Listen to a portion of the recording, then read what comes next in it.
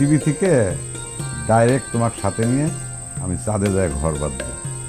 আমার পরিচিত একজন বিজ্ঞানী ভাইক আমি মোবাইল করে তার মাধ্যমে পলোটা অলরেডি বুকিং দিয়ে ফেলাইছি।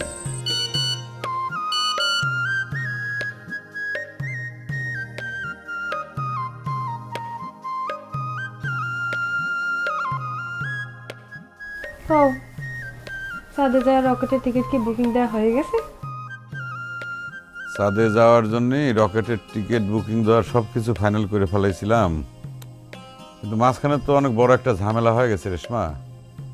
তোমাকে আমি কিভাবে কথাটা প্লেস করি? কি হয়েছে? টিকিটের দাম কি আরো বাইরে গেছে?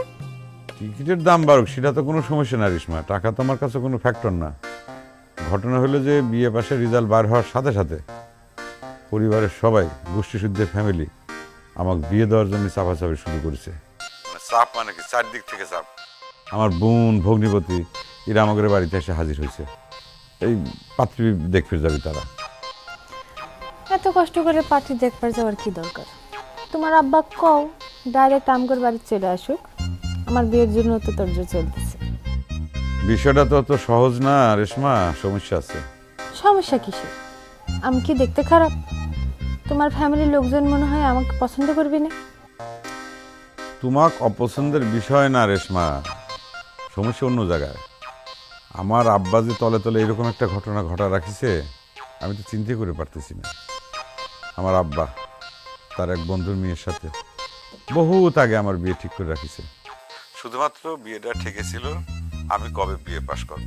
যেই বিয়ে রেজাল্ট হয়ে গেছে বিয়ে পাশ করে ফেলাইছি, এখন তারা উঠে পড়ে লাগিছে যত দ্রুত সম্ভব আমাকে বিয়ে দিয়ে দিবি। আমি কি করবো কব? এখন তো এসব কথা বলে চলতেছে না সিদ্দিক। আমাকে নিয়ে চাঁদে যাওয়ার প্ল্যান এত তাড়াতাড়ি ফুস হয়ে গেল। সিটারি করার জায়গা পাও না তাই নেই? আমি তোমার বিয়ে পাশের জন্য এতদিন অপেক্ষা করেছিলাম। আমি তো তোমাকে ছাড়বো না। চাঁদে না হোক, তোমাকে নিয়ে দরকার পড়লে আমি নরকে চলে যাব। খারাও, আমি আসতেছি তোমার বাড়ি। তোমার আব্বাকে সব কথা কয়ে দেবো। তোমার সিটারি আমি ছুট আসছি।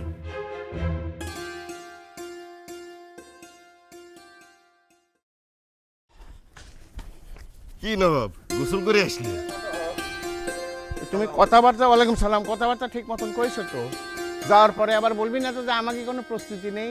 না না, আপনি কোনো টেনশন করেন না, আমি বিস্তারিত আলোচনা কইরেই রাখিছি।